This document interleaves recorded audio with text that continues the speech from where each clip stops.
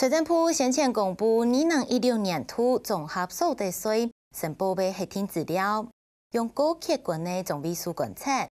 纳票县桂乡乡是最目前的年所得增47万8千元，那个全台湾最高的是年所得是102万1千元的新竹县竹北市，每是全台湾唯一一个有超过100万元的地区。也两位客家族年所得所增的一般国家，不过所得税的数目是高大，并未代表年纪长度，也未代表乡亲的幸福指数。就向下来看呐，也两位客家族的生活情形。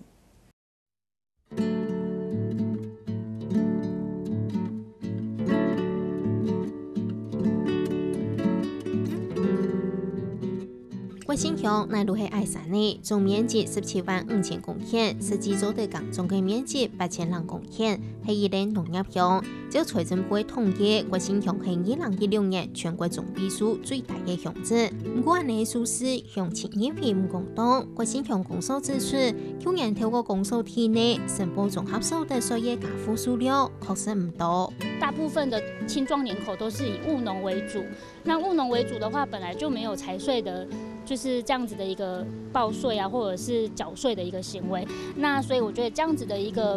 报道是不太平衡的。由于了解106年度国乡乡公所接收的200人天庭税基以用嘅中国所得税申报那个得出来的数据我们并不意外啦，因为我们对农业乡镇嘛，冇工厂嘛。因为桂新乡港中的人口多，希望国家唔算高，睇桂新街巷嘅饭包店，街巷炸到舒舒切切嘅雞髀豚排骨，大概70萬元就買得到。係講係個簡單嘅飯包，50萬元就買得到。因為現在菜也漲價啦，然後物價也都漲價，60-70算便宜吧。因為你去外面買那個雞腿，那個豬腳都要80以上90啊，我們這鄉下嘛，薄利多銷啦。桂新雖然係農業鄉鎮，不過農民按多年來佢出現呢種建造高單價農業，無論係百業有落嘅營業嘅，也係按多年整體發展嘅家己產業，就像歸到後生嘅回到家鄉。力量裡面有推廣了多元嘅產品嘅研發啦，去年都有一個生技產品、一個化妝品出來，今年佢會送一個鹿茸飲品出來。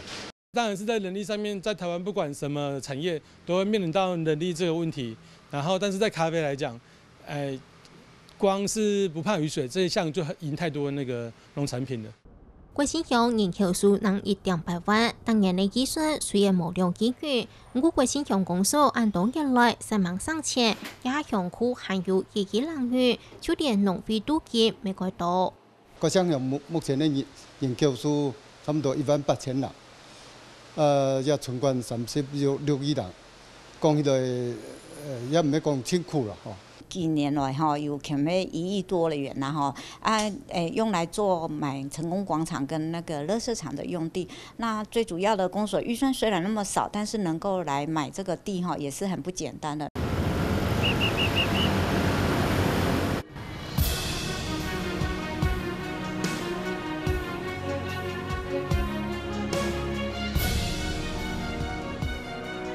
後來到新竹縣竹北市，以高鐵路後自費交通，為繼續口味茶杯高順。見到上下班的時節，竹北各個主要路段路搶眼呢茶改多。照竹北市戶政事務所統計，20年來新竹縣人口數成長，竹北最佳。當年屯呼吸曬落來的人數大概係5530人，其中東平里年增率7%係最高。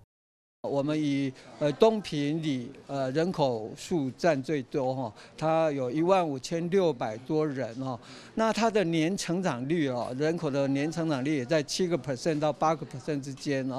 那這些人口大部分都是外來的人口，所以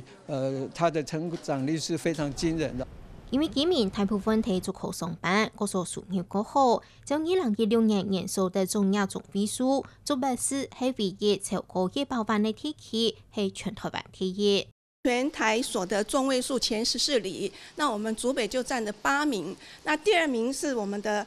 东平里，那所得总额是183万。那第3名是鹿场里，所得是176万。按多年來，竹北福基省發展到最好，附加引來引高，現在他條江岸連連沙沙，1000萬的戶嘅替竹北做出唔稀罕。各方面生活機能好，然後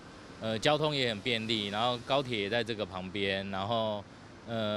台鐵啊等等，離高速公路等等，它的方向便利性都很快啊，對啊，而且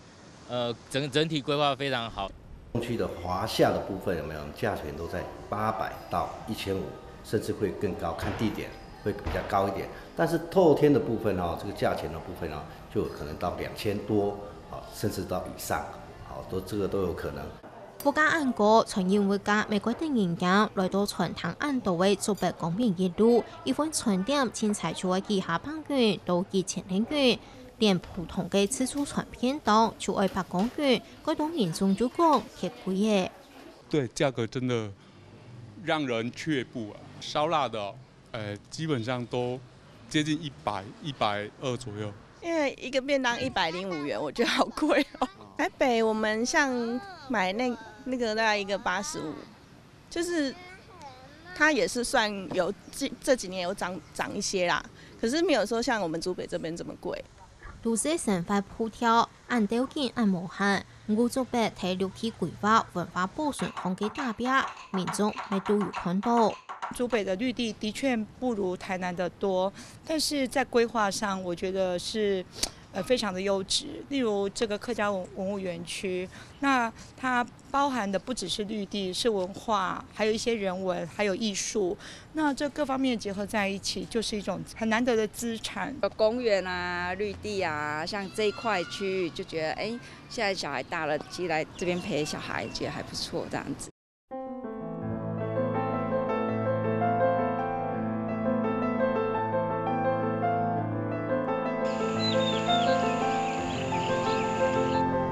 竹北因提做基礎建設，上該睇得到人口增加速度。雖然物價偏高，唔顧整體嘅基礎品質，竹北鄉親還係感覺滿意。但是港中間嘅個現象，鄉親買東西慾望唔算高，綜合所得稅數勢高大，總唔得代表地方鄉親嘅幸福指數。竹北會先上鄉嘅發展雖然無相同，唔過鄉親對自家係喺客家莊嘅滿意度，尚唔會所佔偏態。